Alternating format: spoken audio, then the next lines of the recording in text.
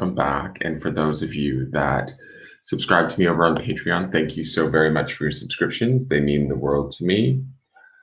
This is an unboxing video. I haven't done one probably in about a month, but I wanted to get some done because I have a few decks that are kind of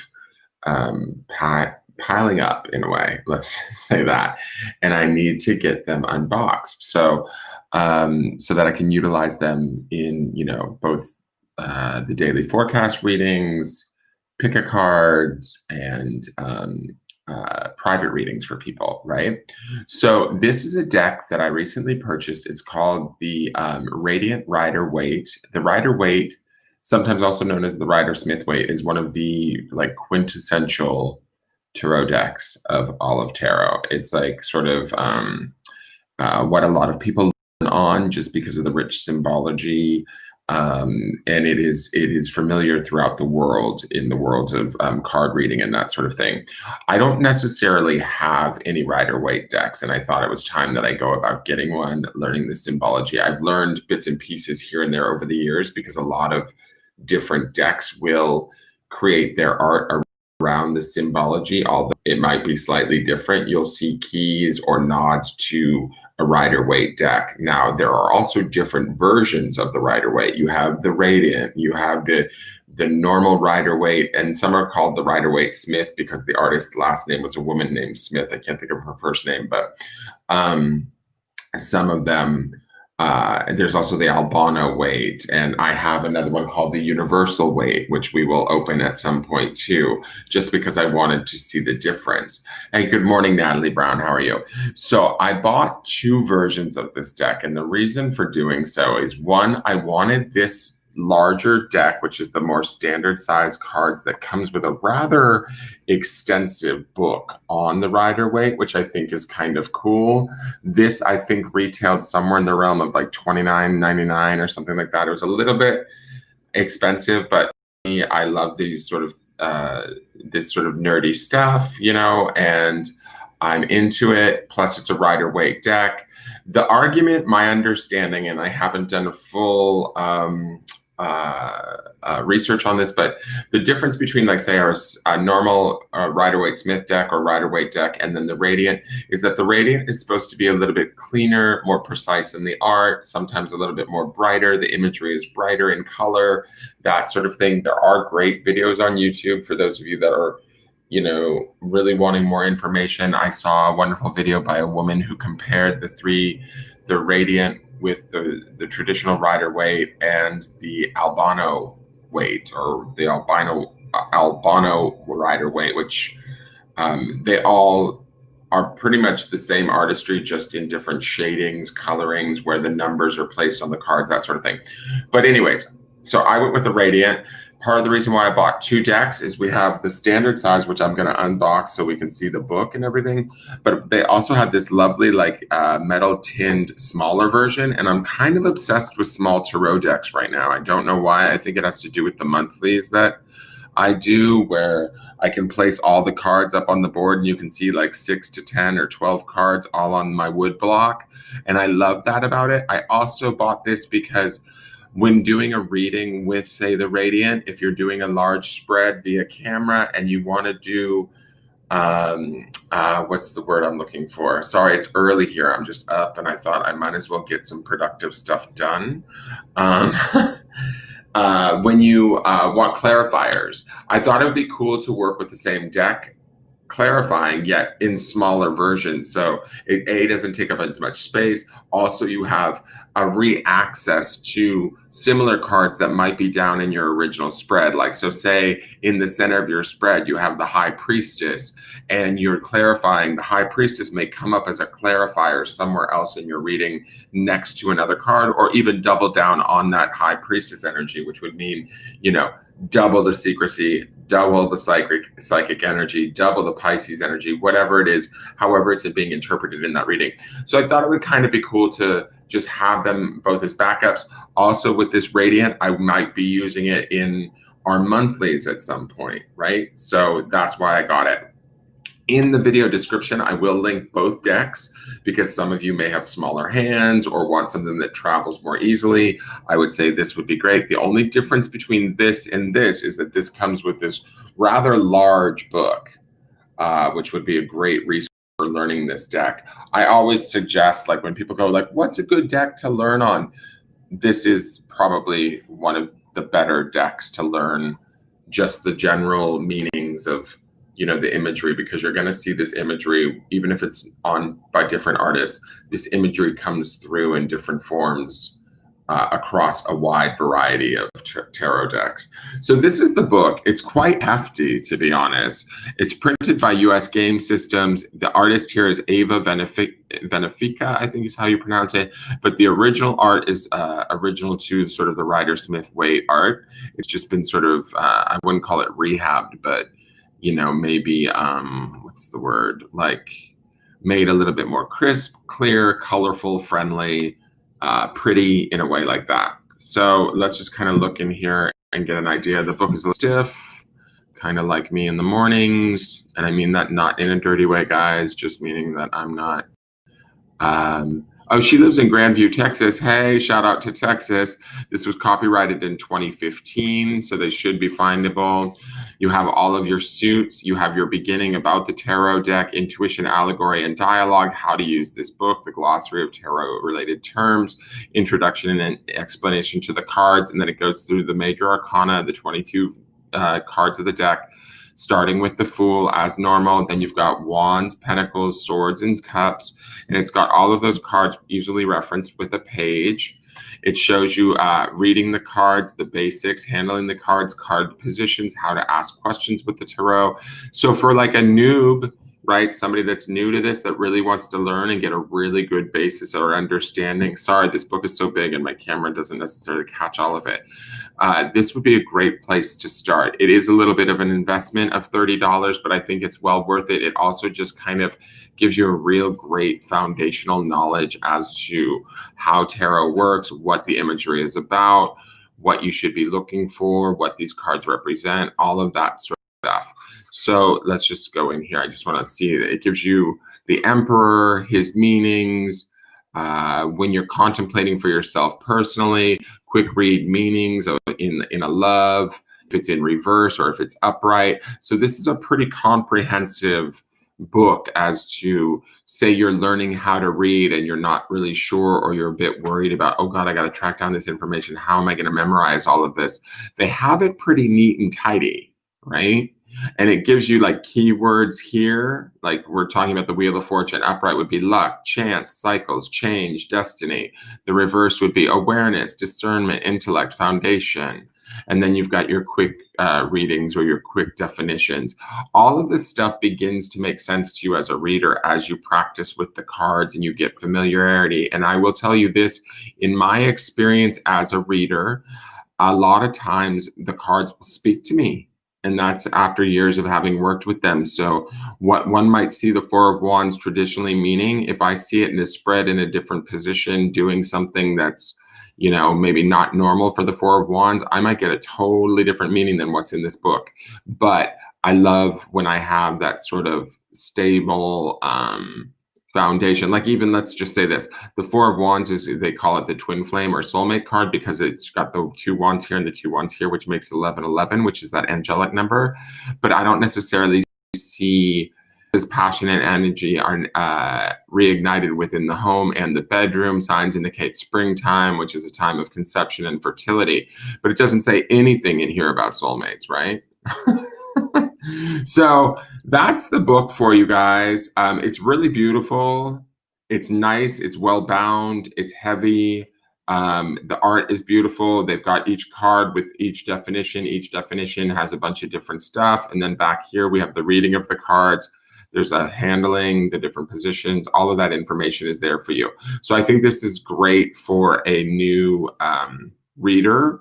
Also, even like somebody like me who's been reading for a really long time, I know a lot of the definitions, but even over the course of time, I begin to forget them because a specific deck that I might work with may speak to me in a certain way that tells me, you know, I may see a card and go, oh, this represents that to me through working with that particular deck.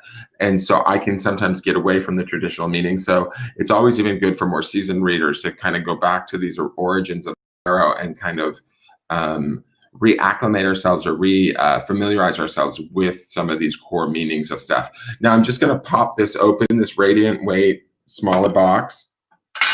This here comes with just a smaller version of that booklet. I love the backdrop of these cards. It's like a starry night. I don't know how well you can see that because it's kind of casting a shadow.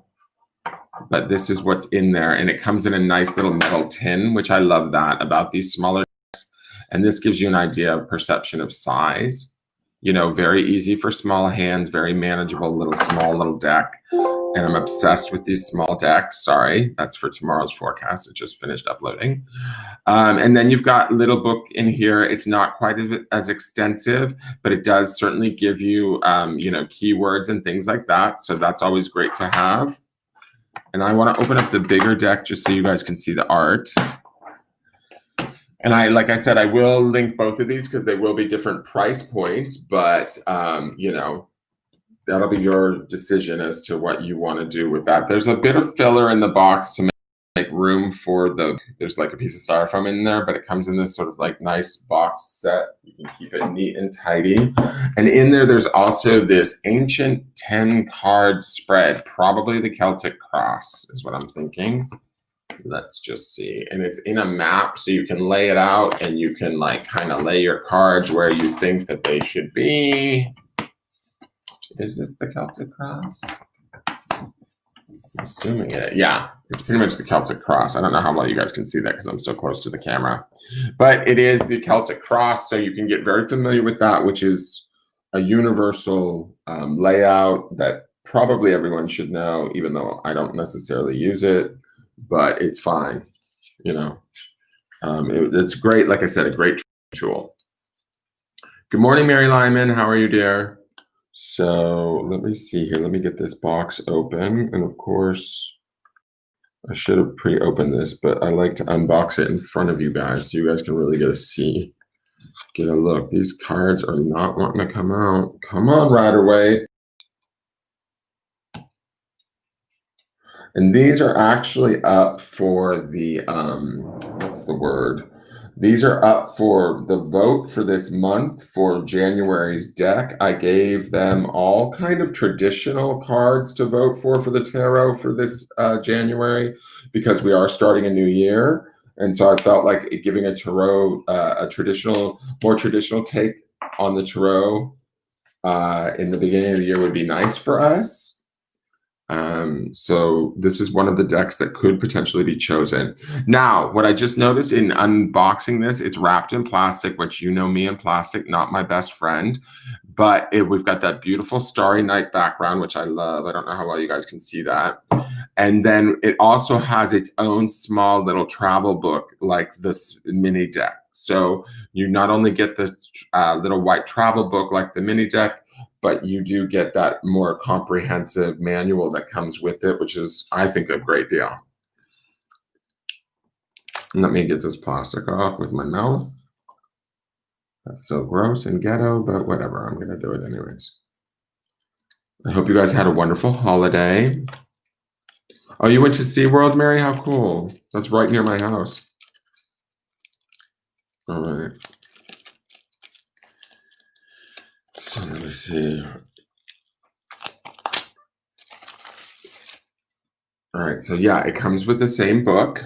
So there's that.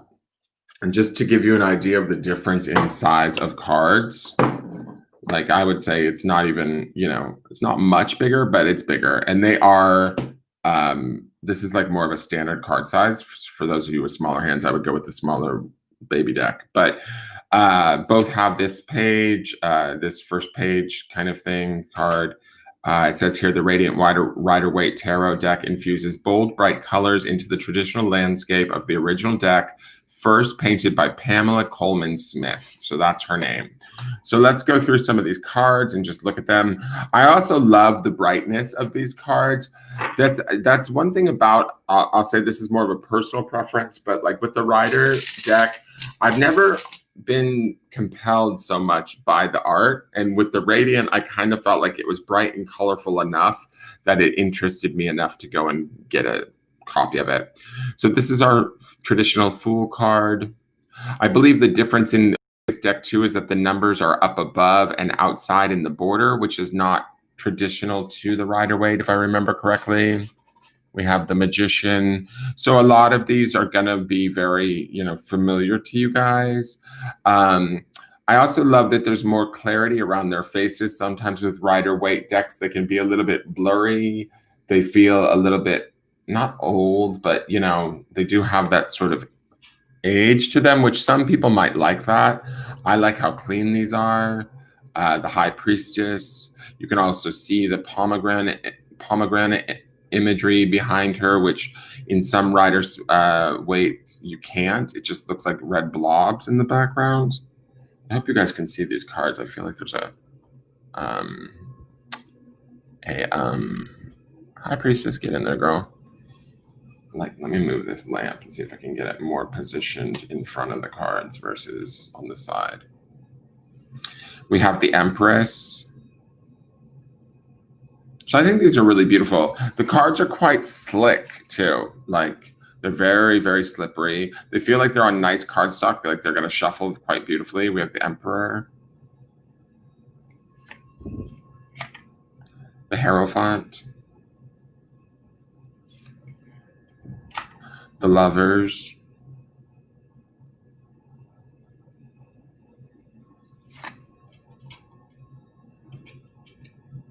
The Chariot.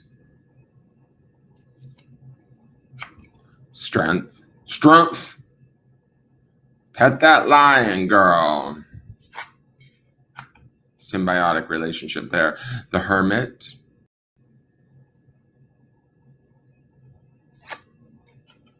The Wheel of Fortune.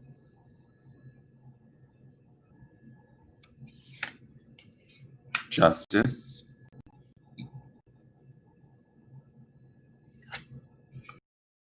The Hanged Man. See, I feel like these are also just beautifully like quintessential images. You learn these, you can work with almost any deck and know we have Death, we have Temperance,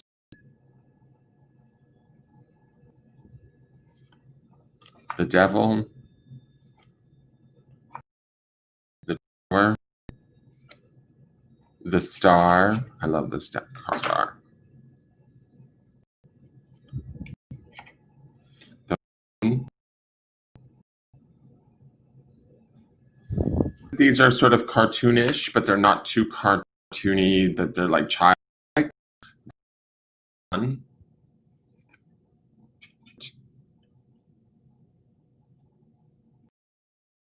And the World. So the 22 cards in the deck, that is the major arcana. Then getting into some of the just go through the entire deck. You guys can sort of research that yourself, but we have the King of Wands. God, it's so dark. I can't really see. My lighting's not. The Queen of Wands. There's interesting things too here, like this lizard at the King of Wands' feet. That's new to me. Like I'm not familiar with the image. That's sort of why I want to work with one of these decks and kind of a better understanding. I mean, at one point in time, probably years ago, I worked with one of these for a little while. I have gotten a lot of like the richness that's in these. We have the Knight of Wands and the Page of Wands. This page here. All right, let's go through. That's the Two of Wands, the Ace of Wands. We'll do the King of Cups, Queen of Cups,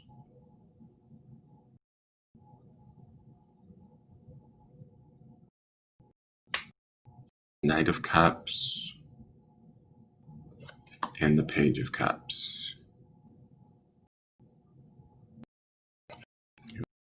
Ten of Cups, beautiful card. There is just a brightness to these cards that I love. Like just different, I don't know, the color palette is really beautiful. And right, so let's go to swords. Thank you for the share, Philly Ryan English. I appreciate it. So this is the King of Swords, Queen of Swords, the Knight of Swords, the Page.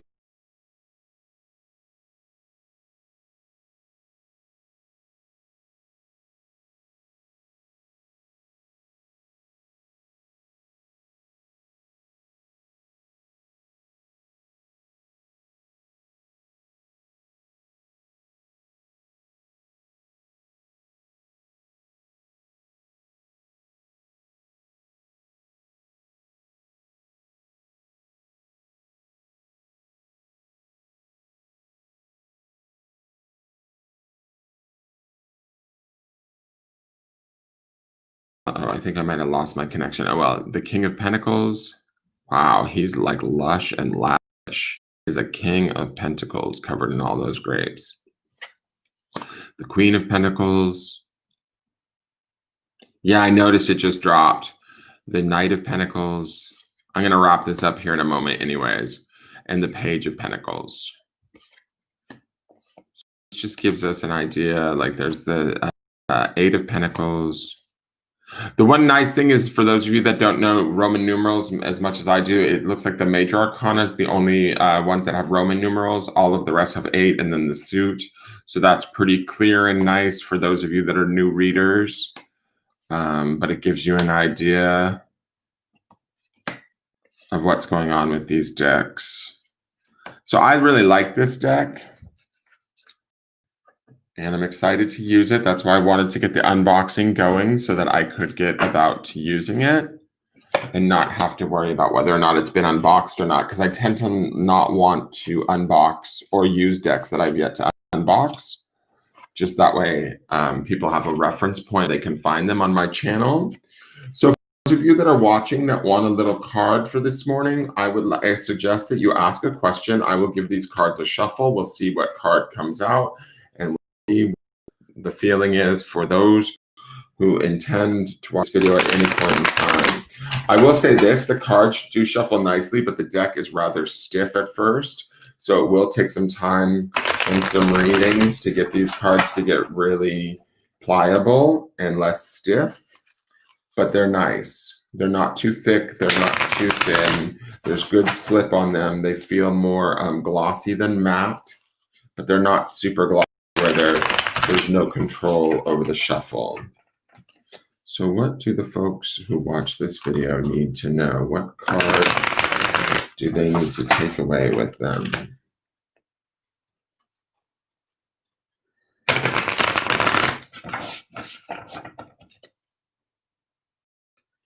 And you know what I'll do? I will do one large card and maybe a clarifier or two with the smaller deck just for fun.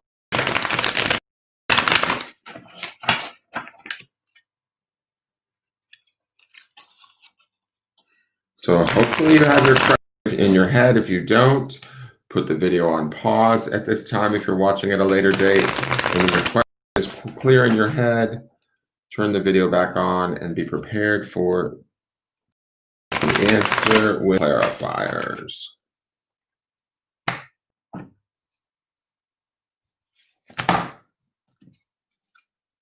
Ooh, okay, we've got Capricornian energy, the devil. All right, so let's look at that for one moment. The devil represents the energy of Capricorn. The devil is usually there. I don't necessarily think the devil is a bad card. A lot of people freak out when they see the devil, but to me, the devil is always there to show us sort of what it is. I'm going to move this camera closer so you guys can see a little bit better. What it is we need to work on, what it is that might be holding us back, what it is that we might be addicted to, that we might have a weakness for, but that weakness is usually to our detriment, right? The devil can certainly represent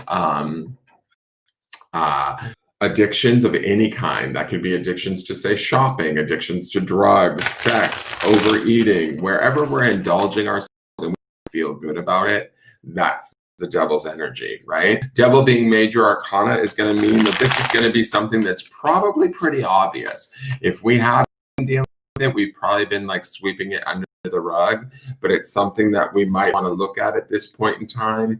I like that the devil is also associated with Capricornian energy, which to me means like through hard work and perseverance, we can be successful. The devil is always like that one thing we don't want to deal with. It could be a person at times or a situation that we're trying to avoid. Maybe it's a shitty coworker at work that just gives us heartache and distress, but the longer we avoid it, it's almost like the worse it gets. It's almost like the devil can represent running from our own truth or our own self. The devil also likes us to stay complacent, stagnant, in a state of, oh, don't worry, I'll deal with it tomorrow, or oh, it's somebody else's fault. Those are all sort of devil energies, interpretations. Yes, Mary, a devil can be a shitty ex, and not being able to let go of their shittiness, feeling like, to me, a devil could be about like, you know, being focused on, you know what, my ex is so shitty, why couldn't they have treated me different? I just don't understand. And then spending the next 2 years trying to understand why that ex treated you the way they did, when in all actuality, they're an ex, just let them go. You know what I mean? That's the devil's energy, because the devil wants to keep us preoccupied with the shit that's not important, basically. The stuff that's going to stop us from rising up into our power and moving on. Anything that we're in bondage to. And that can be bondage of a mental sort, of a, you know, a fear sort, an anxiety, you know, that we might perpetuate or get caught up in. But it's ultimately there, like I said, to show us where our Achilles heel is. So depending on your question and what you asked about, maybe some of you said, what do I need to be aware of? Well, there's obviously something rather big in your life that you're either putting off, not dealing with, avoiding, fighting against, resisting. That would be this devil energy. Now let's look to qualify a couple of clarifiers with this to see what else comes out. Now, these clarifiers could be solutions to this devil energy. They could be what's perpetuating this devil energy. Let's see what clarifiers have to say for us. We're going to take 3 across the bottom is my feeling.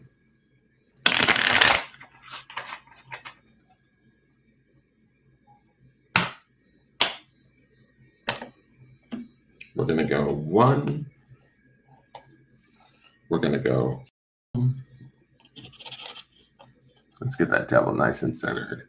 We're going to go 3. So what is the thing that we're not looking at or that we're trying to avoid, that we feel like, oh, if I just, you know, don't pay attention to it, it's going to go away? Let's see here. We have the Page of Pentacles. Page of Pentacles would be about youthful exuberance, but in a very slow-moving way. Page of Pentacles could represent the element of breadcrumbing someone, right? Not necessarily giving them enough, or ourselves maybe holding back, not wanting to be educated in some sort of way, not feeling self-assured enough to deal with whatever this devil energy is, right? So I'm just using this as an example for some of you. If we have, like, say, a boss at work that's a right asshole and we don't know how to like manage him, like no matter what we do, we can't keep him happy. This Page of Pentacles, to me, yes, it's a grounded energy. I like that it's a Pentacles energy. Yes, it's a good thing. You know, it's not a bad card per se, but it's like we might be a little bit nervous about how to take steps forward, or unwilling to move too quickly with whatever this situation, what this devil may represent. For some of you, this could be a good thing, right? The Page of Pentacles could represent like slow and steady wins the race. We're careful about every step we take. But the page aspect to me makes me feel like some of us might be in a little bit of self-doubt around our own ability to conquer whatever it is that we're facing, right? Because pages always indicate a youthfulness, a need to learn, a desire to be taught. The Page of Pentacles can, you know, I give a little and then I take it back. I give a little and then I take it back. That's that breadcrumbing nature. For some of you, until I see the other 2 cards, I think it's going to be one of those scenarios. Either you're not putting yourself fully forward and really addressing it, or you could be addressing it in small bits and bobs to make it more palatable, more easy. You might be more afraid of whatever that devil represents than I understand, in the sense that, like, say, and I'm just using this as an example, some of you are dealing with maybe a loved one that has an addiction issue, or your own addiction issue to like alcohol. How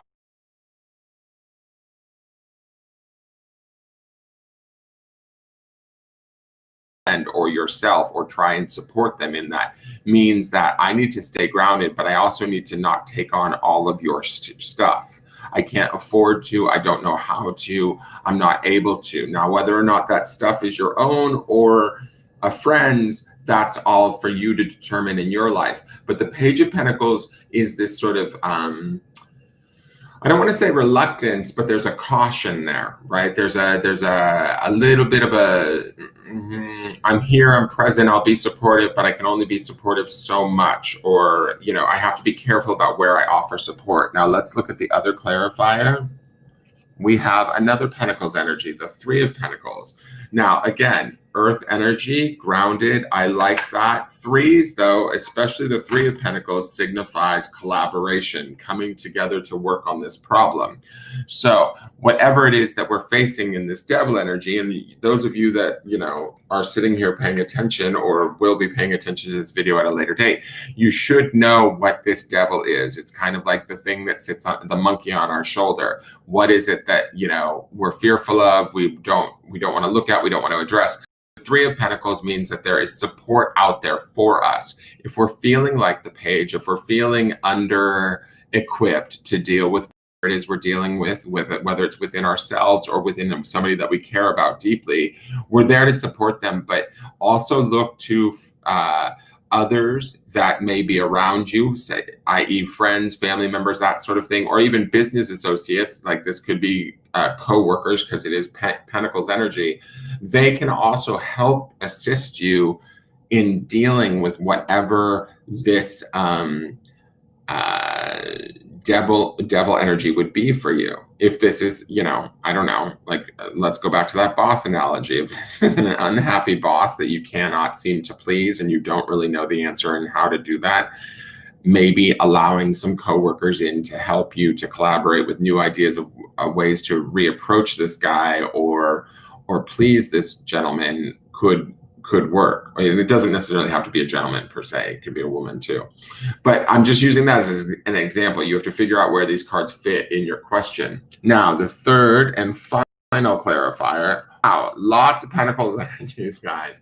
Nine of Pentacles ultimately says to me that you guys will be okay with whatever this is that you're facing, whatever it is that you're challenged by, whatever it is that feels bigger than the room that you're sitting in right now, because that would be that Devil energy.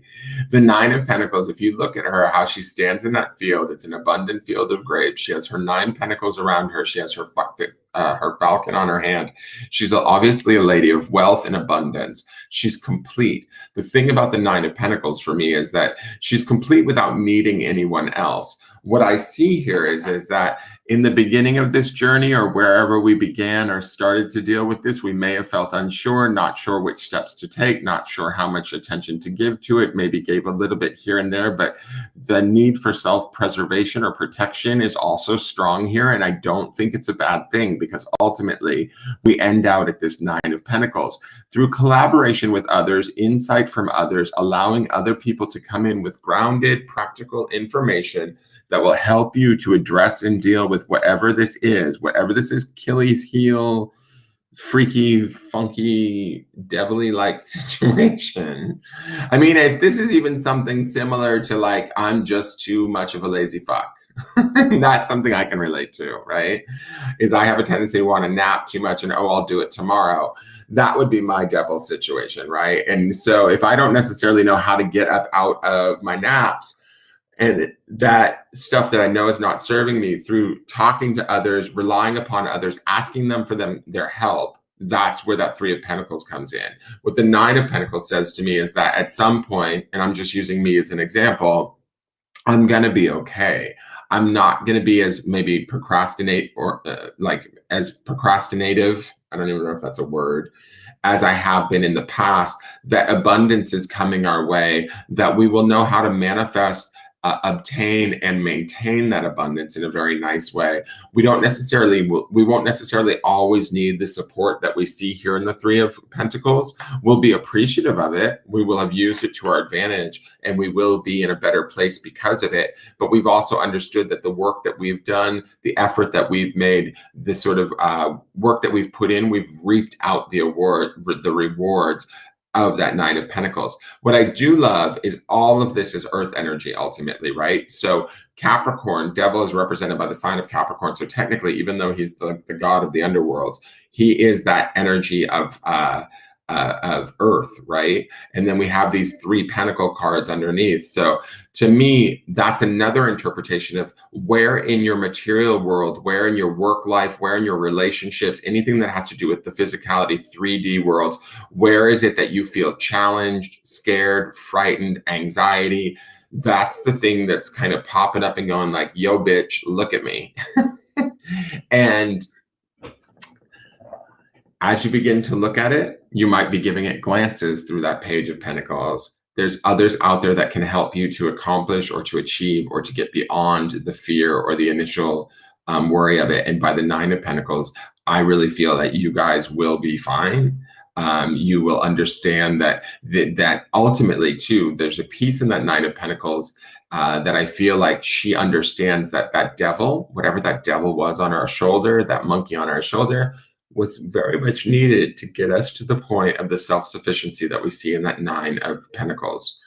I don't necessarily indicate any sort of love here or anything like that. So if anybody asked for love questions, I would say that my interpretation of a love question would be that right now, girl, you don't need nobody. You need to take care of your own life, get your own house in order, shake off some of the fears and worries of the past, the old relationships that still harbor pain, sadness, worry for you. That would be the devil energy. You will be successful in doing that, but you have to be willing to sort of not only face it, but sort of also share about it. That would be the Three of Pentacles. Be open to suggestions about how to change that. And as you are open to those suggestions, you grow into the beauty of that Nine of Pentacles, and you feel self-sufficient and well-contained in who you are and what you know by the end of all of this, and everything will be okay.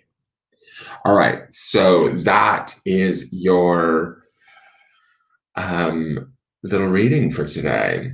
Mary says, I asked about my son, he's an addict. Well, I would say this, Mary, two different interpretations that I would see for this. If I'm applying these cards, because I don't necessarily read people that aren't here asking, right? So I would say this, the devil would certainly represent your son's issues around addiction and how it makes you feel, where you might feel powerless, where you might feel worried, certainly. And it's overwhelming, bigger than life, in your face, bothersome, all of that. The Page of Pentacles is probably stepping forward in small ways, not knowing really how to offer or what to do to help fix his problem, but you're attempting to try and be supportive in small ways, and you're learning as you go through the process.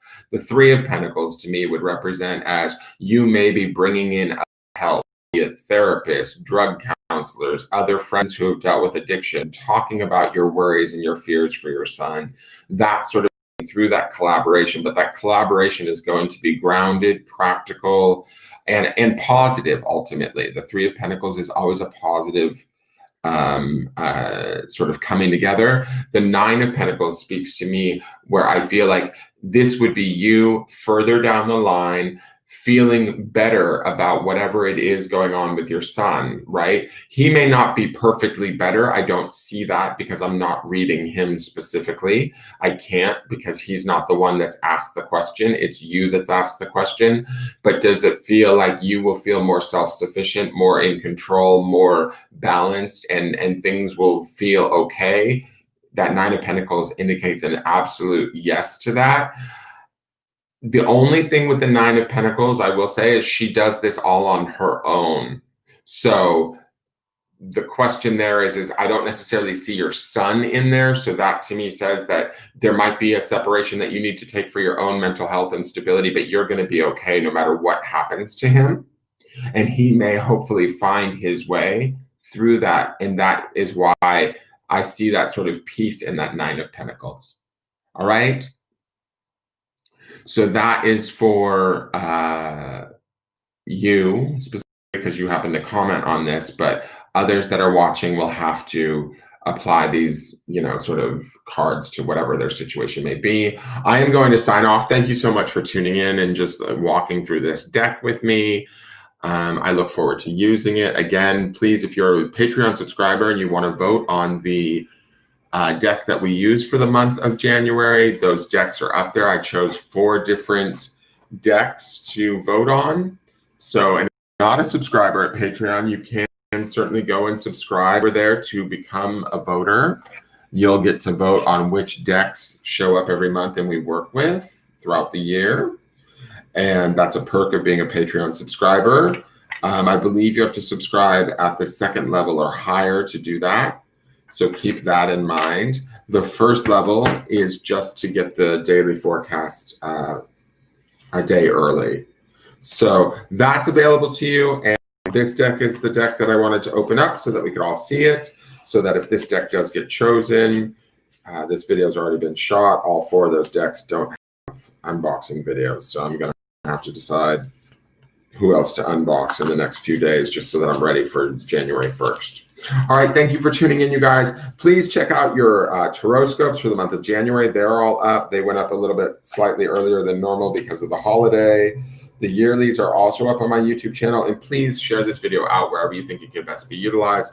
Hit the thumbs up button over on YouTube. It greatly helps on every video that you watch because the ratio of thumbs up to views is key to getting my video shown by YouTube to others on the channel. And you know the drill. Subscribe to the channel, all of that sort of stuff.